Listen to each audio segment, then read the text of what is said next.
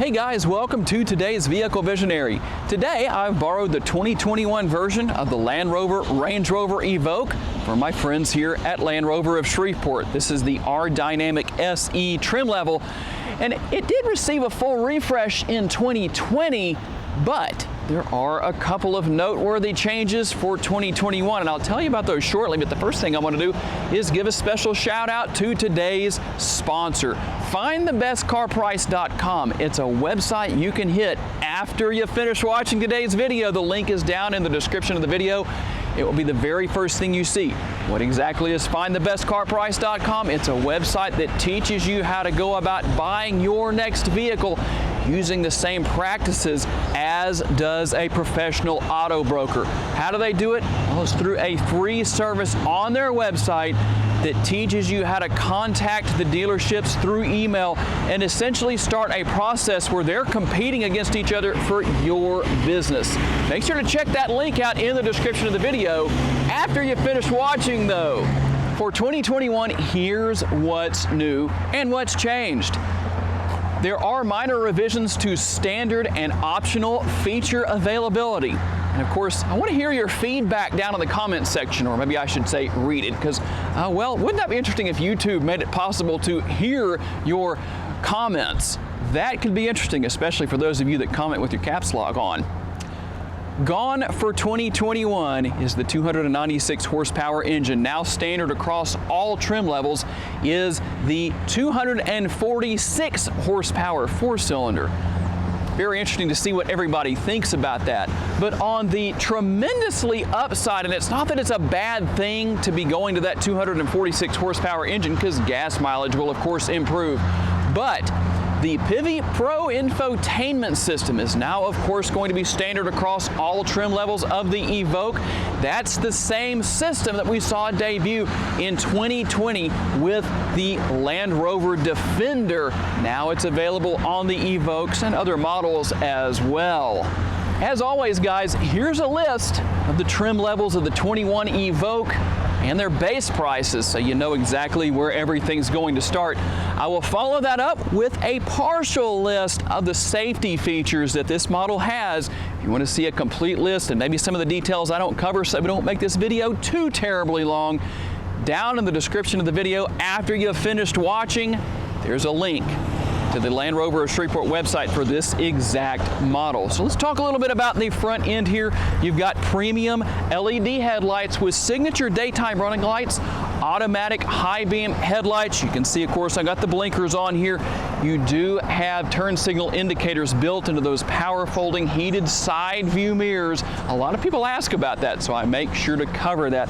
And the traditional look of the Evoque here, of course, that Range Rover front end, the grille, the logo, all that good stuff. But one thing I want to point out here that's very interesting, you might look down here, and if you don't look at just the right angle, you might see, man, those are just faux vents. They're not actually active because, well, there's no air actually going in this way, but there is an air curtain. If you look just at the right angle, you can see how the air passes in through the side area here on the outside of the right and left side of the bumper there. And of course, what is that going to do? That's going to improve drag, help with aerodynamics, and improve gas mileage. Boy, is that ever a great segue to popping the hood and talking a little bit more about what you can find there. And as I mentioned earlier, of course, standard across all trim levels now, the 2-liter turbocharged four-cylinder. It puts out 246 horsepower, 269 pound-feet of torque, mated to a 9-speed automatic transmission. The power is put to the ground from the engine through the transmission to an all-wheel drive system. Again, something standard on the Evoque. How about gas mileage numbers? 20 miles per gallon city estimated, 27 out on the highway, a combined total of 22 miles per gallon.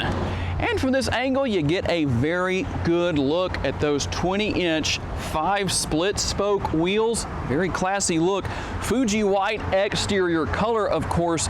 All the black trim with that R Dynamic package is going to really set that off, no matter what the exterior color is, but just seems to pop that much more with this Fuji white. Now, what I'm going to do here, hit the button to unlock the interior, and as you can see, of course, the heated power folding side view mirrors are going to come back out to their position where you had them set as the driver, and the door handles basically are going to pop out. They're kind of presented to you, so to speak.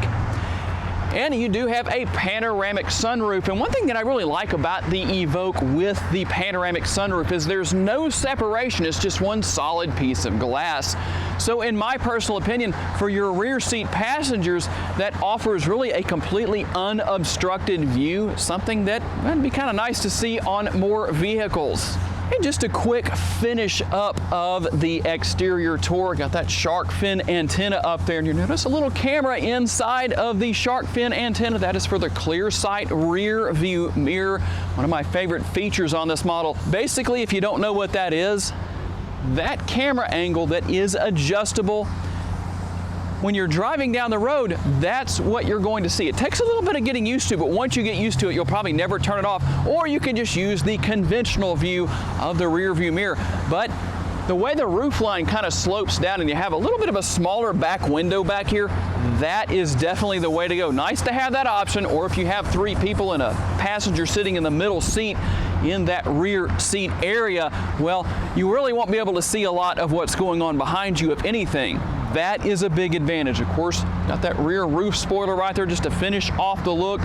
Keep that window nice and clean back here, but you do have a concealed rear window wiper if you need that as well. But that's the idea behind the rear roof spoiler. Not only is it cosmetically pleasing, it allows the air to flow over that window when you're driving down the road to keep that as clean as possible. Of course, you've got the power rear lift gate here. I'm going to hit the button on that and let that open up.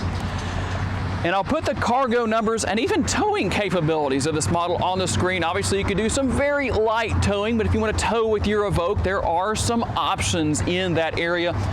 The cargo cover right here is removable if you wish to remove that, and you maximize your cargo space by folding down rear seats, or you can fold down one side or the other, or leave the 2 outer seats up and fold down that middle area that acts as a pass-through if that fits your particular situation. And under the floor, everybody always asks what's under the floor, so I'll show you what's under there. The spare tire is under there. Yes, no tire repair kit here. A spare tire, if you ever need that, it's there. And there are multiple ways to open and or close this rear liftgate, including a button right here on the liftgate itself. If you just want to reach up there and hit that button, of course, the liftgate will close automatically. And here we are in the back seat. And of course, like I said, you've got that panoramic sunroof here. No obstructions of any sort. It's just one solid piece of glass. Very enjoyable to look out of that for your rear seat passengers.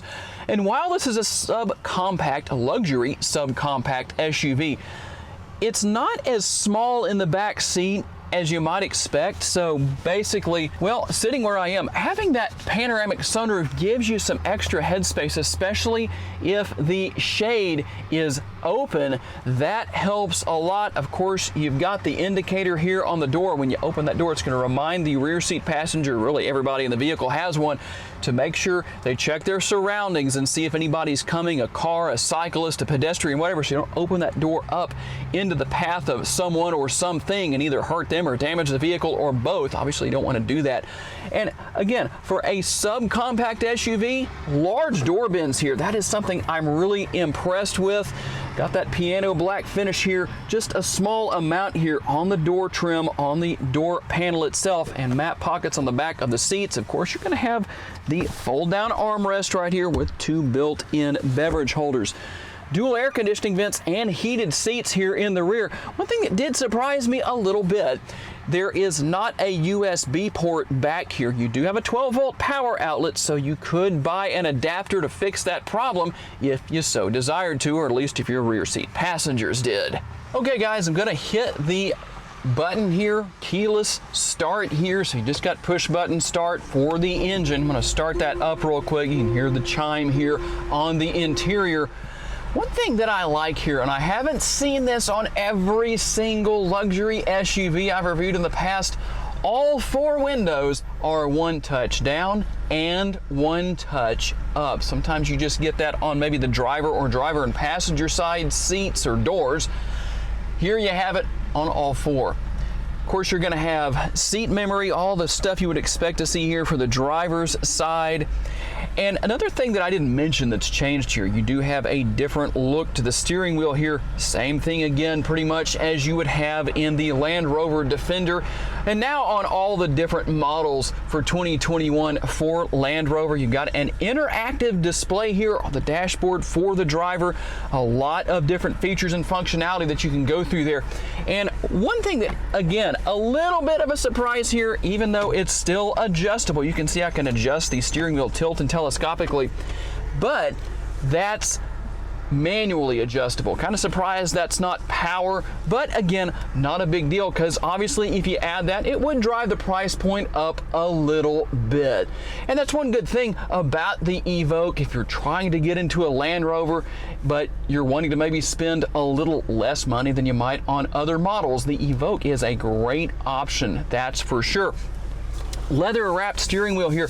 And one thing I have to really point out, while this is by no means a high performance SUV, it does have some off-roading capability, even though that's somewhat light, but it is there nonetheless. The size of the shifter paddles are very, very large. I really like that. I've been in high performance vehicles that didn't have shifter paddles that were maybe half this size or so. So kudos to Land Rover in that respect. And of course, as far as controlling your headlights and all that feature and functionality, it's going to be on the left-hand side of the steering wheel here with one of the most least. Boy, is that ever, I don't know, that's kind of a strange thing to say. One of the least used, not most least, but least used. Boy, did I ever give the correction Nazis some ammo on that for the comments section. The turn signal stalk, something people don't use very often. And just so you know, push that up. You hear that kind of clicking sound? It's because I turn on the right side blinkers. When you're changing lanes to the right or turning right, that's when you push that in the up position. When you're doing the same thing to the left, that's when you push it in the down position. For those of you who can afford the turn signal option on your vehicles, if it's spec'd out with that option, that's how you use it, in case you wondered. Yes, laugh. Give me a courtesy laugh at least. And controlling the windshield wipers. I can't really put anything sarcastic into the windshield wiper control here on the right-hand side of the steering wheel, but there it is nonetheless. And here's something interesting. Like I said, Pivi Pro infotainment system, so you're going to have a whole different look and feel and operation there on this upper screen. You still have the upper and lower screen, and that lower screen is going to have the same features you've had before. You've got the massage seats, heated and cooled, all that good stuff. You control everything via the knobs down here on the bottom. And one thing I found interesting, for the Honda Ridgeline, which I know has nothing to do with the Evoque, but one of the changes that was made to the Ridgeline for 2021 is that there was the addition of a knob right in this area right here on the dashboard for turning the radio on and off and controlling the volume. Apparently people really like that. So that is something you have down here on the lower screen. And of course you can go through all your multiple driving modes depending on what you want to do. It's all there. Now, one thing I do want to discuss here that is different for 2021 with this Pivi Pro system is how you adjust the screen angle.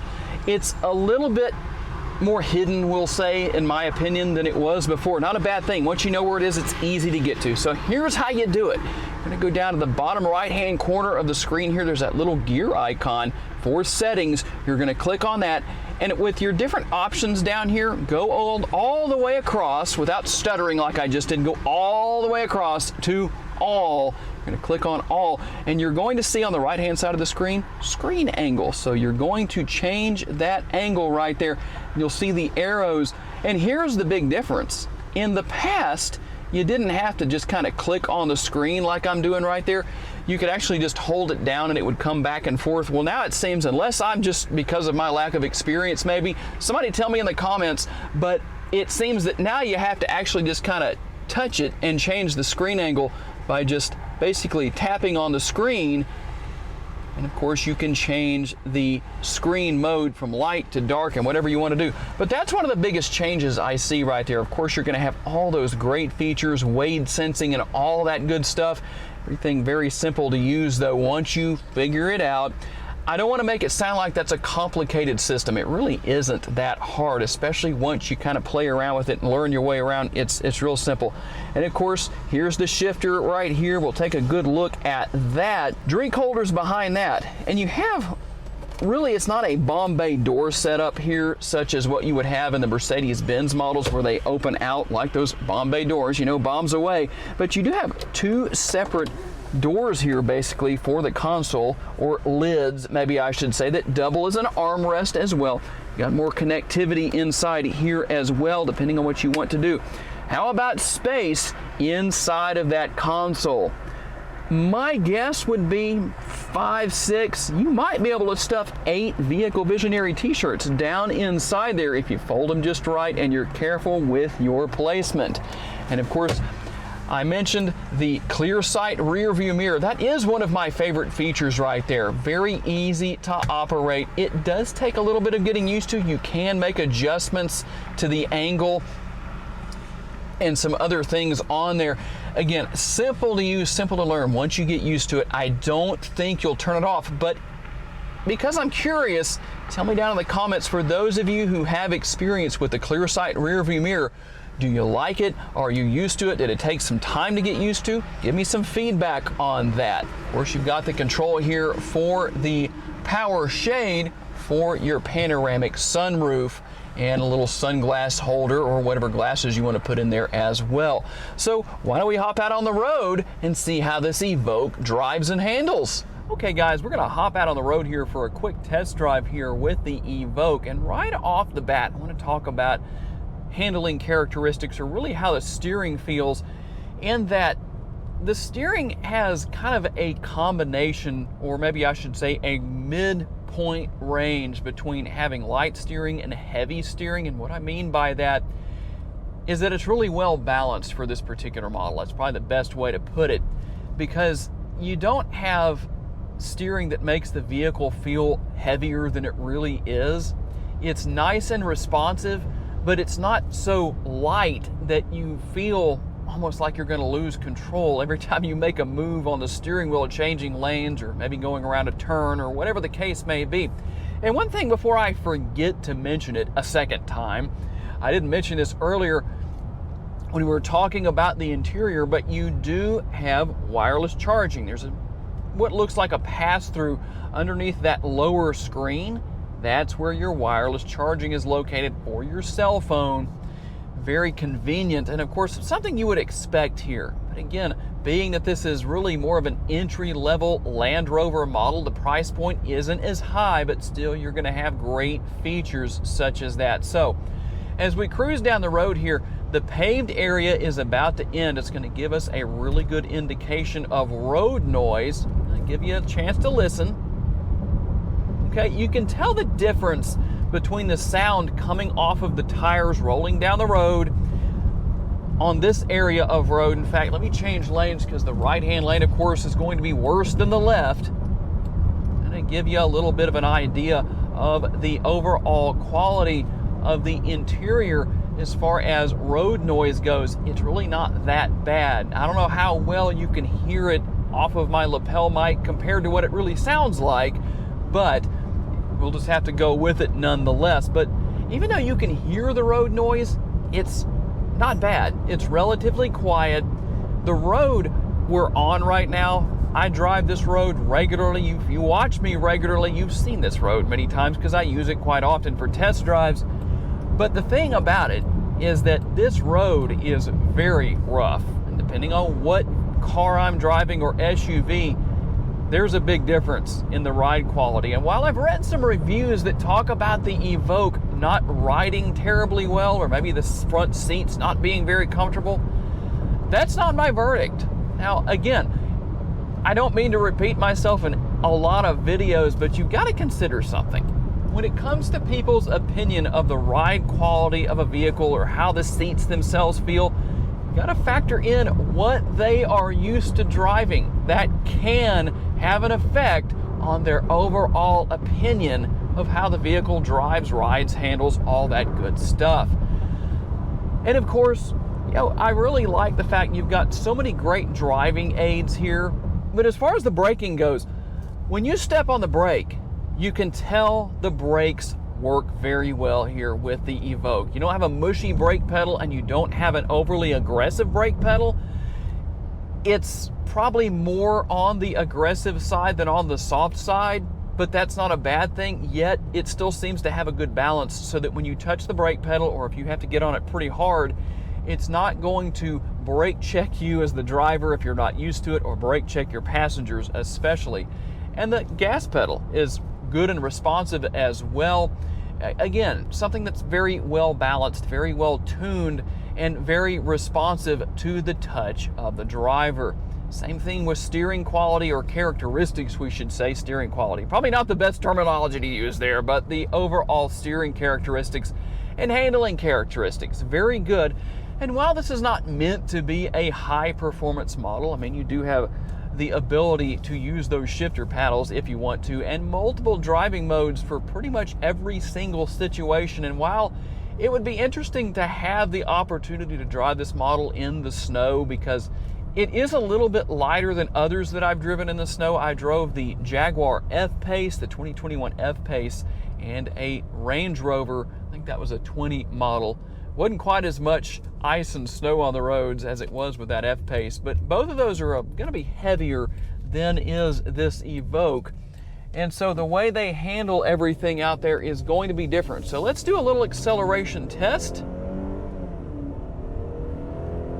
Definitely not anything to write home about, but it's not meant to be. 246 horsepower isn't going to plant you in the seat, but it is going to get you down the road with absolutely no problem. When you need to accelerate, you're going to have the power there to do so. You really shouldn't have any trouble getting around slower moving traffic or speeding up to highway speeds to merge into traffic. So overall, I must say, I'm pretty impressed. And I think the thing I'm most impressed with here, based on what I read, a lot of other people who reviewed the Evoque said that it didn't ride very well. Well, I haven't really had that experience, but again, you just about have to go out and try it for yourself, because opinions are going to vary depending on what a person's daily driver is.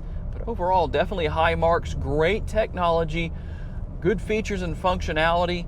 The seating seems to be comfortable to me. It would be interesting to take this on a little bit longer road trip maybe, or just drive it for a little bit longer to see what I think about it in different driving conditions, or if I was out on the road for a number of hours, and then really give a better idea in that respect. But it is what it is for today's test drive.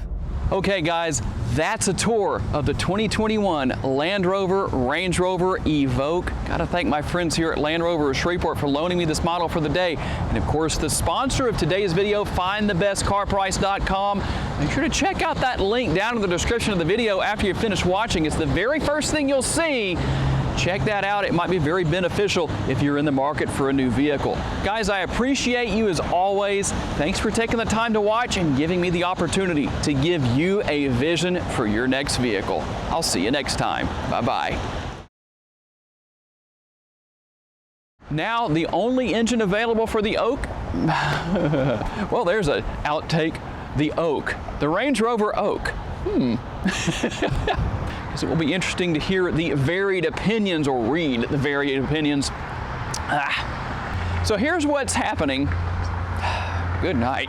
Well, at least I'll get a lot of outtakes. This model, of course, down in the description of the video. After you finish watching, make sure to check out the link to this Ignite. Well, I was doing pretty well until I did that. One more take. One more take. I'm gonna get one more take. Gotta thank my friends here at Outtakes.